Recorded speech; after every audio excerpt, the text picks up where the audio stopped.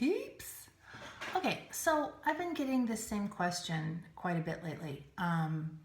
People asking me to talk about how to build leaders. And to be honest with you, that's a tough one for me because I've thought a lot about it, and I think, do we really build leaders or do we find leaders? Because if it's possible to build a leader, then that assumes that if someone is on your team that is not a leader, that you didn't build them into a leader, and then it puts the responsibility back on you. And kind of what we always talk about is that, I said one time, you can lead a horse to water, but you can't make it sell lashes, right? So I feel like, if somebody wants to be a leader, they have to build themselves. So I guess my best advice in building a leader would be build that leader within yourself first. Leadership takes skill. It takes practice. That's what a lot of people don't want to do. They don't want to practice. They just want to instantly be a leader. Well, no, it takes practice, and it takes trial and error, and it takes a whole lot of whoops, oops, okay, note to self, not doing that again, right? It takes a lot of that. And you got to be able to bounce back from that. That's where resilience comes in. Anytime you're in a business, anytime you're a manager in a business or you own your own business, which you do, here with Younique, we are self-employed. And so you have to be able to bounce back if you get a curveball thrown at you. So that takes skill. And the best way that I know, besides practicing every day, which you do in the course of your business, managing your teams, is read books. Read books, listen to audiobooks. That's what I love because I don't always have a lot of time to sit and read. And I don't know about you, but if I try to carve out time to sit and read during the day, then I feel like, there's this whole other list of stuff that I need to be doing. I need to be online. I need to be, I have a lot of stuff. So, and then by the time I get to the end of the day and I think, okay, I'll read for 30 minutes before I go to bed, I'm out, right? As soon as you stop, you're out. So I like audiobooks because while I'm sitting here putting on my makeup, I like to listen.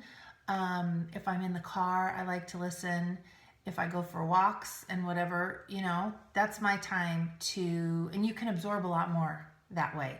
And also, there's something to be said for hearing somebody read it to you. My recommendation, if you have not read Tom Big Al Schreider's book, How to Build Network Marketing Leaders, that should be the very first book you read/listen to. It's a short book. I actually did sit down and read that one because I started reading it and I couldn't put it down. And I think I read the whole book in 90 minutes. So it is fast and it's quick. That one is priceless. If you have anyone on your team who wants to be a leader and who is starting to build a decent sized team, doesn't even have to be a decent sized team. They could have 2 people. Tell them to read this book. This book is amazing. And you know what it does? It gives you tools, but also it takes the pressure and the responsibility off of your shoulders because I can't make you do anything. Nobody can make me do anything. You have to be a self-starter if you want to be a leader.